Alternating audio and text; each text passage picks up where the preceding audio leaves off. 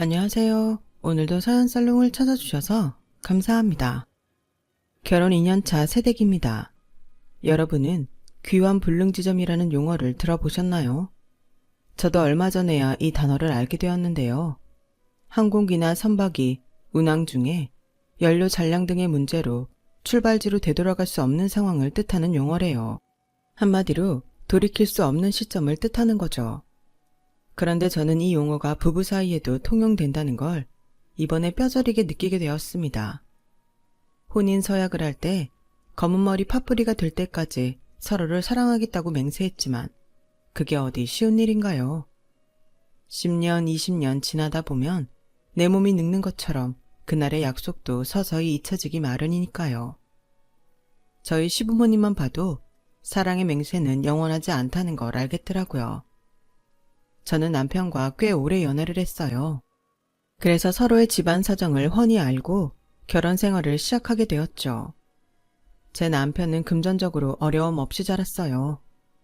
어머님이 생활력이 강하신 데다 사업 수완이 좋으셨거든요. 반면에 시아버지는 이론으로만 빠삭하지 행동력도 떨어지고 좀 게으른 분이세요. 그렇다 보니 돈 버는 사람은 어머님이고 돈을 갖다 버리는 사람은 아버님이었죠.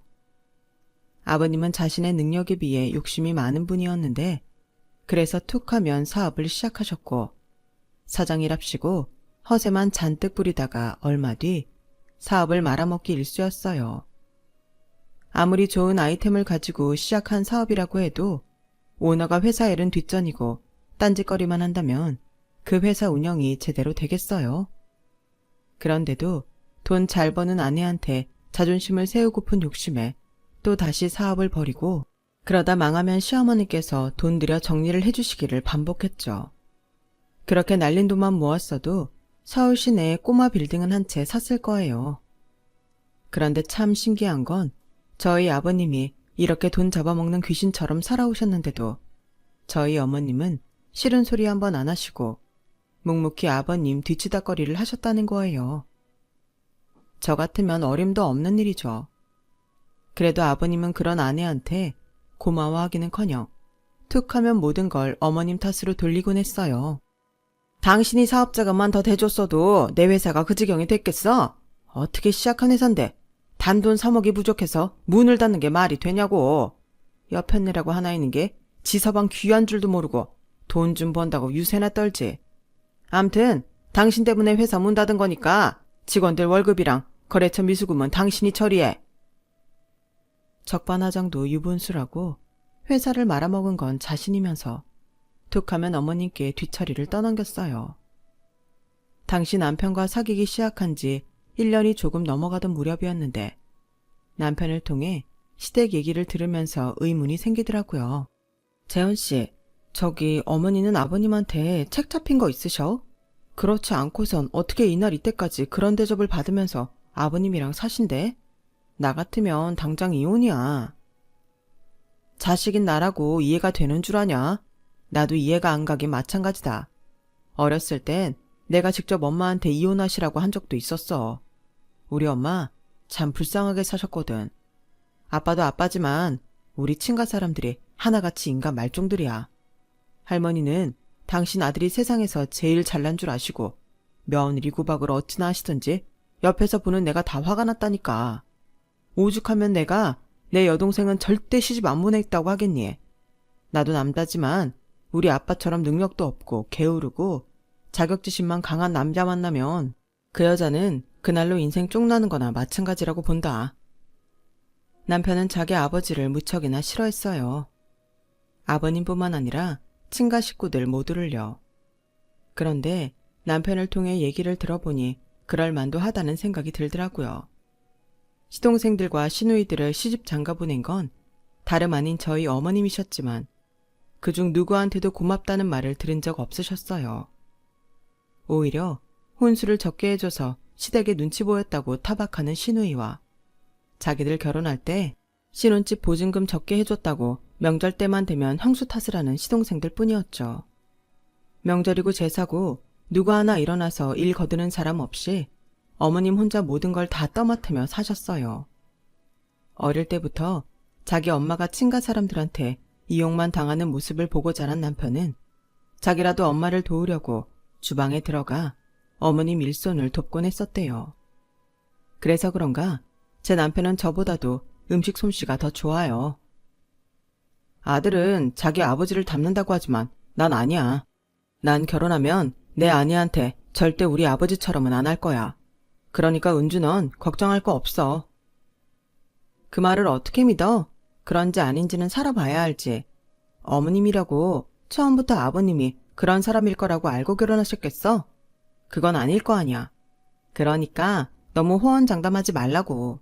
그리고 난 자기 어머님처럼 참고만 살 사람은 아니니까 걱정 붙들어 매셔. 사실 남편과 연애를 하면서 이 사람은 자기 아버지랑 다르다는 건 알고 있었어요.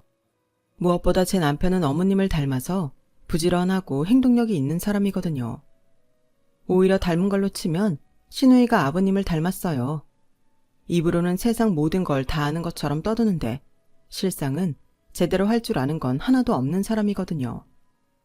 그래서 그런가 아버님은 아들인 제 남편보다 딸을 더 예뻐했어요. 저희 시누이가 참 못생기고 뚱뚱한데도 아버님은 시누이를 예쁜이라고 부르세요. 어릴 때는 몰라도 30이 넘은 딸을 예쁜이라고 부르는 건 좀 닭살 돋는 행동인데도 부르는 사람이나 불리는 사람이나 조금 더 어색해하지 않으니 그것도 참 신기하긴 해요. 저는 어머님을 직접 뵙기 전까지 남편한테 들어온 말만 생각하고 내심 어머님이 생기 없이 푸석한 얼굴에 몸도 바싹 마른 사람일 거라고 막연히 추측했어요. 그런데 이게 웬걸? 사귄 지 3년째 되던 해 길에서 우연히 어머님과 마주치게 됐는데 제 예상과는 전혀 다른 모습에 깜짝 놀라고 말았죠. 하얀 피부에 이목구비도 뚜렷하고 키도 크고 늘씬하시더라고요. 머리부터 발끝까지 귀티가 좔좔 흐르는데 조선시대로 치면 대갓집 마님 같은 분위기더라고요. 아니, 이런 사람이 뭐가 부족해서 그런 대접을 받고 산대? 어머님을 보자마자 이 생각부터 들더라고요. 은주야, 우리 엄마 예쁘지? 근데 이런 거 다 사기야. 외모는 천상 여잔데 속에는 상남자가 들어있거든. 일할 때 보면 어지간한 남자들도 우리 엄마 앞에선 깨갱한다니까. 완전 대장부 스타일이야.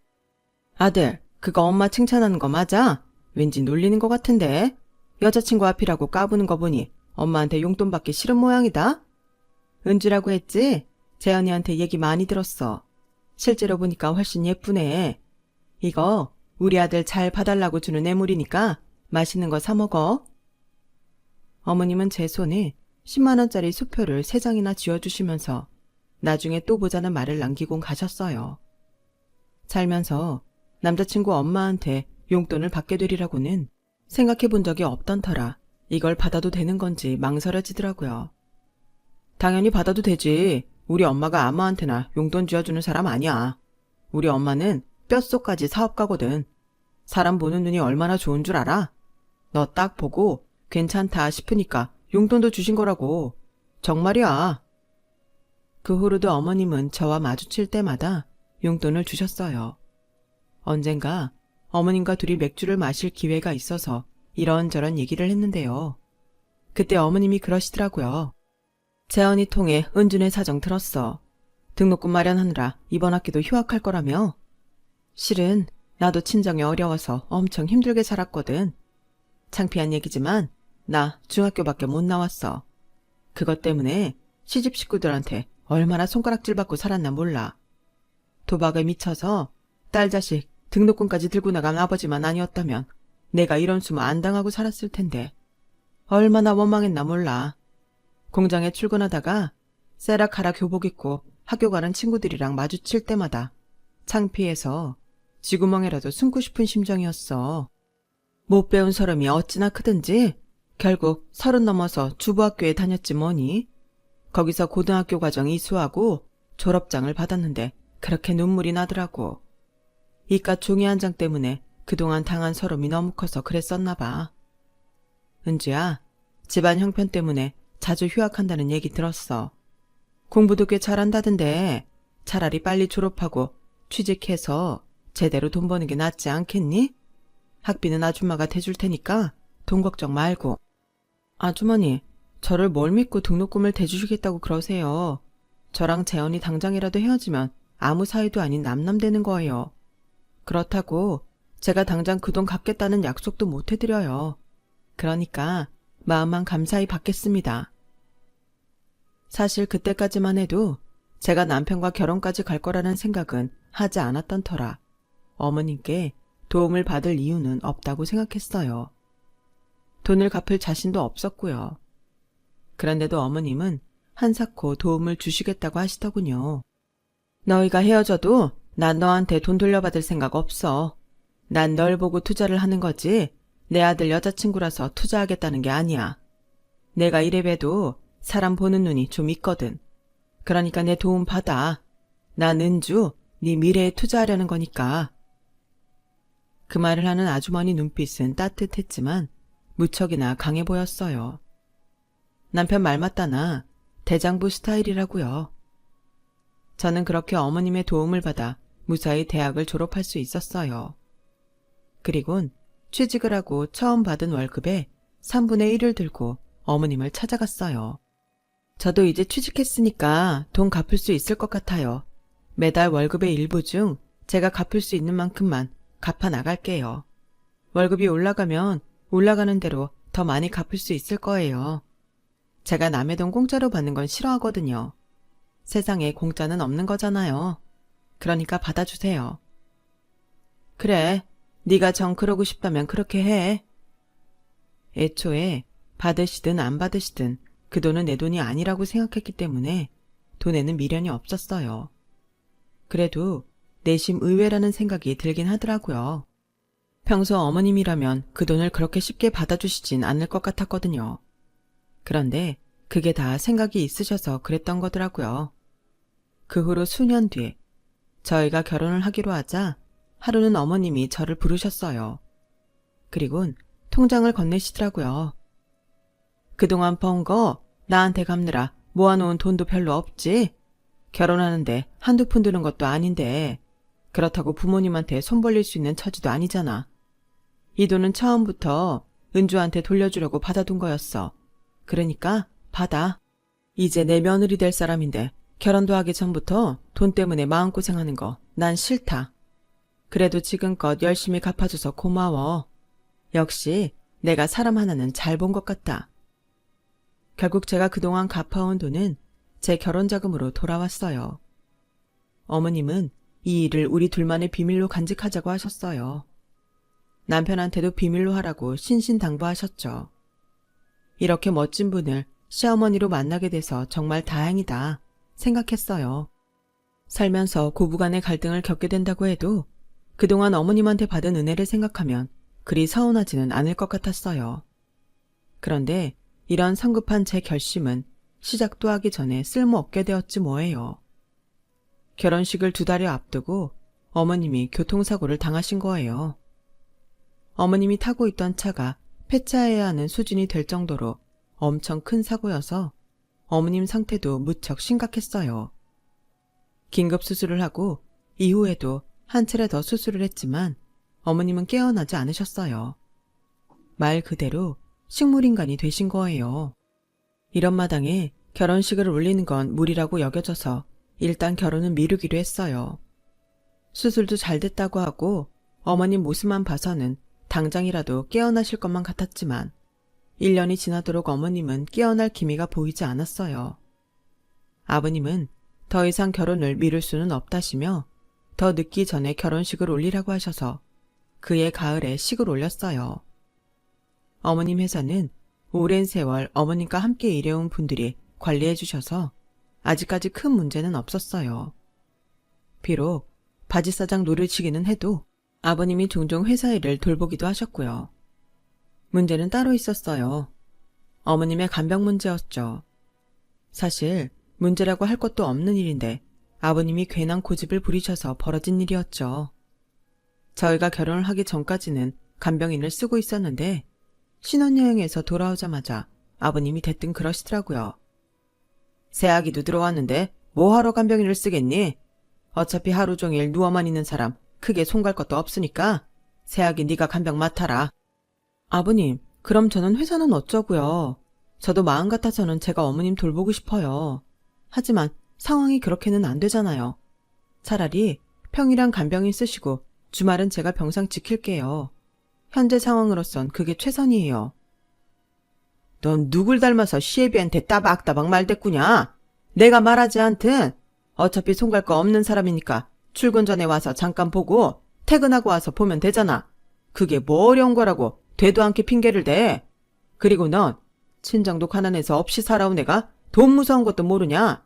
간병비가 한두 푼 드는 줄 알아. 네가 조금만 부지런하게 움직이면 다 해결되는 걸. 어디서 건방지게 돈 쓸 궁리부터 해.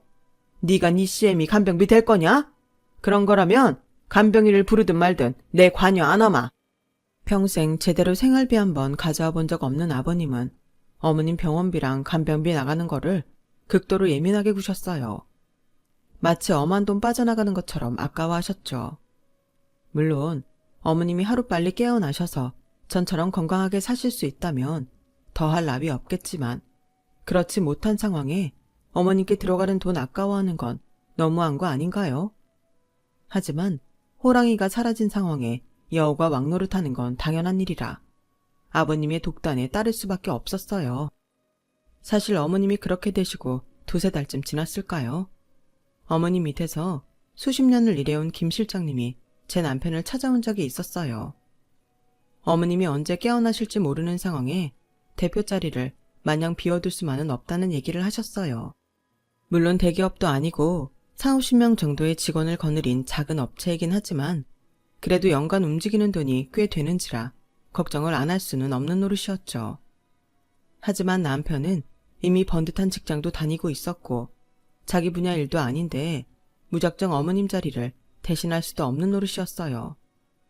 그래서 거절을 했다더군요. 차연아, 이런 일이 아니었어도 어차피 회사는 너한테 물려주려고 하셨어. 너도 알다시피 너희 아버지가 회사 맡게 되면 망하는 건 시간 문제다. 너도 너희 아버지 알잖니? 네 어머니 사고 나자마자 회사 돈에 손댈 생각부터 하시는 양반이다. 네 아버지 오래 못 말려. 지금처럼 대표님 깨어나지 못하시면 결국엔 네 아버지가 대표 자리에 앉으실 거다. 대표님이 이 회사 키우는데 얼마나 고생하셨는지 너도 잘 알잖니? 정말 밑바닥에서부터 피땀으로 일군 회사야. 그거 지켜드려야지. 안 그러니? 지금 당장은 아니더라도 네가 회사 좀 지켜다오. 부탁한다. 당장 다니던 회사를 그만두고 가지는 못하지만 남편도 내심 어머님 회사를 자신이 지켜야 한다는 생각을 하고 있었던 것 같아요. 고양이한테 생선을 맡길 수는 없으니까요. 그래서 퇴사를 염두에 두고 있었는데 생각지도 못한 일이 벌어지면서 퇴사 일자를 앞당기게 되었어요. 사건의 주범은 시아버지였어요. 어머님 간병을 제게 떠넘기고는 회사에서 결제받은 간병비로 친구분들과 태국으로 골프 여행을 떠난 거예요. 아예 그쪽에 콘도를 사서 골프를 핑계로 수시로 드나들 생각까지 하셨더라고요.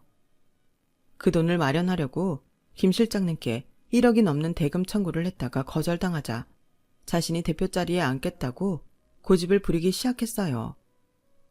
김 실장님 호출을 받고 달려간 남편은 그동안 아버님이 어머님 계좌에서 함부로 돈을 꺼내 쓴 정황까지 포착했어요.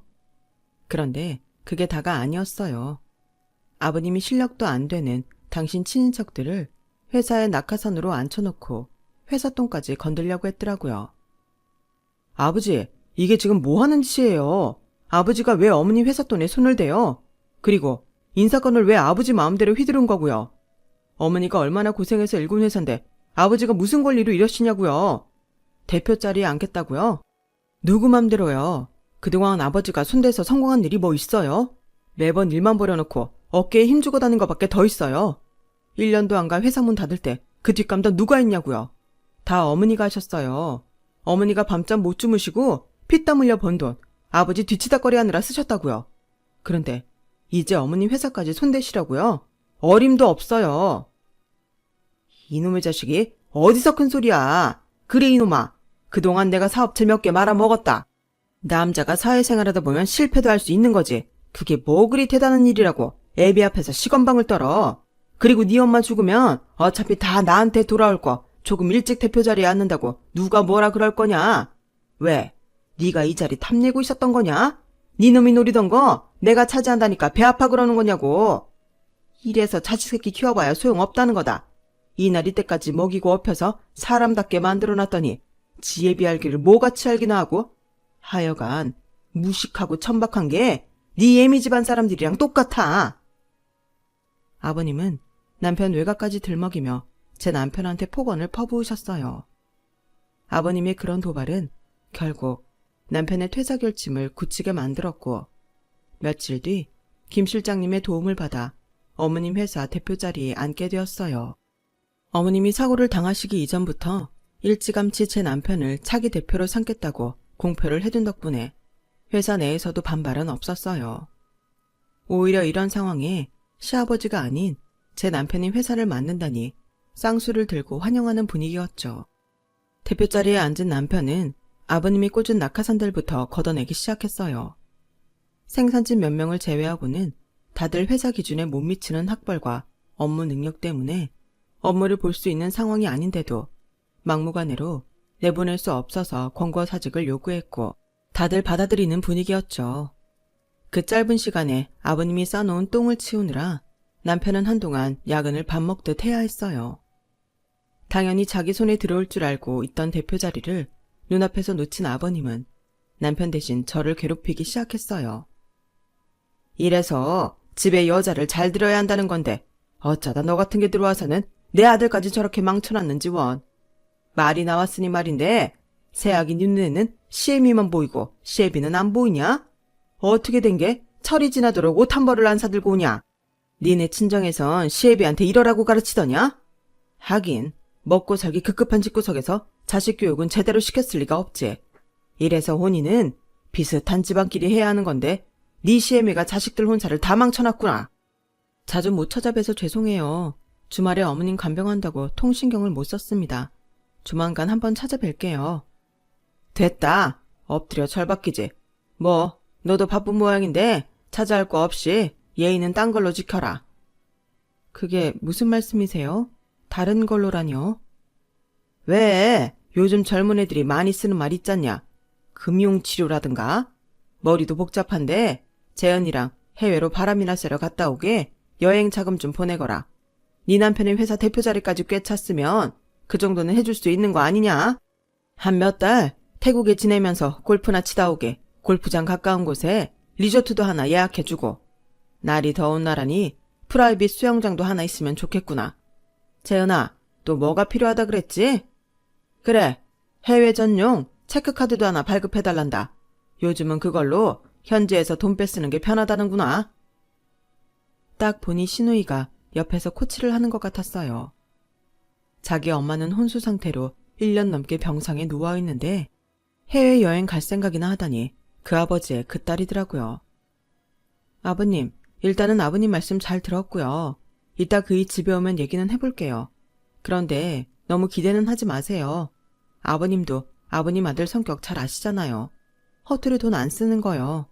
이런 와중에 해외 나가서 몇 달이나 골프 여행 즐기다 오겠다고 하면 그이 성격에 뭐라고 할지 뻔하지만 아버님이 하라고 하시니 얘기는 해봐야죠 뭐. 그럼 그렇게 알고 계세요. 제가 지금 나가봐야 해서 이만 끊겠습니다. 저는 대놓고 아버님 속을 긁으며 통화를 마쳤어요. 며느리로서 시아버지한테 그러면 안 되는 건 알고 있지만 저도 사람인데 어떻게 그런 상황에 좋은 소리가 나가겠어요. 그래서 일부러 더 못되게 말을 해버린 거죠. 이날 있었던 통화 내용은 이틀이 지나서야 남편한테 전했어요. 밤늦게 파김치가 돼서 집에 돌아온 사람한테 이런 쓸데없는 소리를 하기 싫었거든요. 그래서 주말에 병원에 가기 전에 남편한테 전했죠. 그 얘기를 들은 남편은 제 예상대로 인상을 팍 쓰며 험한 말부터 하더라고요. 아주 부녀가 쌍으로 미쳤어. 난 아버지가 싸지른 똥 치우느라 이 고생을 하는데 골프 여행? 재현이 그 기집애도 그래. 지가 지금 해외여행 다니며 흥청망청 돈 쓸 때야? 대학 졸업한 지가 언젠데 취직할 생각은 않고 헛바람만 들어선. 기집애가 어떻게 닮아도 그런 건 아버지를 닮냐? 암튼 당신은 모른 척해. 내가 알아서 처리할 테니까. 그리고 오늘은 내가 일이 있어서 오전에 병원 못 갈 것 같아. 일 끝나면 바로 병원으로 갈 테니까 그때까지 당신이 수고 좀 해줘. 평소 주말엔 남편과 함께 어머님 병실을 지키곤 했는데 그날은 남편 회사 일 때문에 나가봐야 해서 저 혼자 어머님 병실을 지키고 있었어요. 물수건으로 몸을 닦아드리고 욕창이 생기지 않게 몸을 움직여드렸어요. 제 기억 속 어머님은 봄날 햇살처럼 화사한 분이었는데 1년 넘게 병원에 입원해 계시는 동안 얼굴이 많이 상하셨더라고요. 처음 뵙던 그날부터 저한테 어머님은 롤모델 같은 분이었어요. 능력 있고 호탕하고 당당한 그 모습이 무척이나 멋지고 부러웠거든요. 그런 어머님이 생기를 잃은 채 병상에 누워 계시는 걸 보니 가슴이 턱 막히는 게 눈물이 나더라고요. 그래서 어머님 손에 얼굴을 묻고 한참을 울었어요. 어머님, 제발 눈 좀 떠주세요. 전 약속대로 어머님 며느리 됐는데 어머님이 절 안 봐주시면 어떡해요? 저한테도 어머님께 은혜 갚을 기회는 주셔야죠. 왜 저한테 부채감만 떠넘기시고 이렇게 잠만 주무시는 거냐고요. 제발 눈 좀 떠주세요, 어머님. 한번 터지기 시작한 눈물은 쉽게 그치지 않았어요. 그렇게 어머님 손에 얼굴을 묻은 채 울다가 잠이 들었는데 이마 부분이 간질간질해서 잠에서 깼어요. 하도 울어서 퉁퉁 부은 눈으로 고개를 들어봤는데 글쎄 어머님이 멍하게 저를 바라보시곤 손가락을 살짝살짝 움직이고 계시지 뭐예요. 내가 아직 잠에서 덜 깼나 싶어서 볼을 꼬집어 봤는데 아프더라고요. 어머님, 정신이 드세요? 급한 마음에 일단 호출기를 누르고 어머님 옆에서 떠들어댔어요. 정신이 드시냐고, 제가 누군지 알겠냐고 쉬지 않고 떠들었더니 어머님이 인상을 쓰시더라고요. 그리곤 어눌한 말투로 한마디 하셨어요. 시끄러. 그 한마디를 듣고 나니 꽉 막혔던 가슴이 뻥 뚫리는 것 같았어요. 아마 모르긴 해도 어머님이 그때 욕을 하셨어도 저는 신나서 좋아했을 거예요. 기적적으로 어머님이 깨어나신 이후 저희 시댁에 많은 변화가 있었어요. 일단 어머님은 정식으로 제 남편한테 회사를 물려주셨고 아버님과는 별거를 시작하셨어요. 그리고 아버님 집안의 제사를 비롯해 집안 행사엔 일절 참여하지 않겠다고 하셨죠. 그뿐 아니라 아버님과는 금전적으로 딱 선을 그으셨어요. 죽다 살아나니 이제야 내가 정신이 드나 봐요. 그동안 내가 왜 그렇게 당신이랑 당신 집 식구들한테 개처럼 충성하고 살았는지 모르겠네요. 그동안 당신이 나한테 끼친 금전적 손해는 배상하라는 말은 안 할게요. 대신 앞으로는 나한테 기댈 생각 말아요. 당신뿐만 아니라 당신 동생들도 마찬가지예요. 내가 병원에 있는 동안 내 걱정은 고사하고 내 돈 챙기는 거에만 급급했던 인간들한테 내가 뭘 더 해야겠어요. 그리고 재현이 너도 월세 원룸 하나 해줄 테니 나가 살아. 네 손으로 편의점 아르바이트를 하든 배달 일을 하든 돈 벌어서 월세도 내고 밥도 사 먹고 살아. 피 한 방울 안 섞인 네 새언니도 주말마다 쉬지도 못하고 병원에서 지내는데 어떻게 딸이란 년이 다 죽어가는 엄마를 모른 척하고 해외여행 갈 생각이나 하고 있니? 네가 그러고도 내 딸이야? 엄마, 그건 오해야. 나도 취직 준비하느라 바빠서 그랬지. 안 그랬으면 내가 간병했을 거야. 여들의 삶은 호박에 이 안 들어갈 소리 그만해. 네가 취직 준비를 언제 했다고 그래? 허구한 날 노트북으로 미드나 보고 인터넷 쇼핑이나 하는 주제에. 너 그간 자격증 하나라도 따놓은 거 있어? 영어 성적은 좀 올렸냐고. 하나도 안 했지? 그러면서 취직? 내가 사장이라도 너같이 게을러 빠지고 능력 안 되는 애는 직원으로 안 뽑겠다. 암튼 난 할 말 다 했으니까 당신이랑 재은이는 이번 주까지 내 집에서 나가.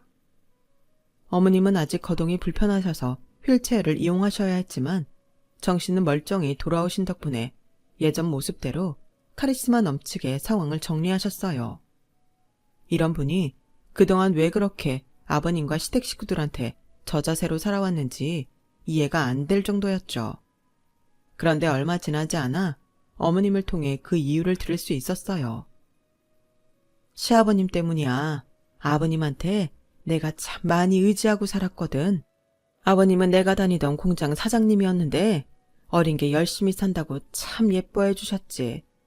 시댁에서 반대하는 결혼도 아버님 덕분에 할 수 있었고 아버님이 살아계시는 동안은 정말 부녀지간처럼 지낼 수 있었어. 공장이 남의 손에 넘어가고 그 바람에 아버님이 충격으로 세상을 떠나시고 난 뒤에는 정말 세상에 나 혼자 남은 기분이 들더라. 어디에서 마음 둘 곳이 없었어. 그래서 더 이를 악물고 일을 했는지도 모르겠다. 근데 이제 나도 할 만큼은 한 것 같아. 아버님에 대한 감사는 이걸로 끝내려고.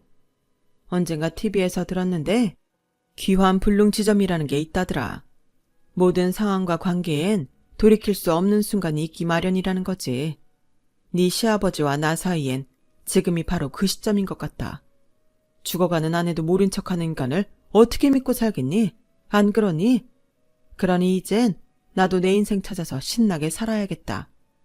은주야, 너도 남편이고 시댁이고 헌신할 생각 말고 네 행복을 최우선으로 생각하고 살아. 그래야 후회 안 한다. 인생 선배로서 하는 말이니까 잘 새겨들어. 오랜만에 잠에서 깨어나신 어머님은 마치 다시 태어난 사람처럼 이전과는 다른 삶을 사셨어요.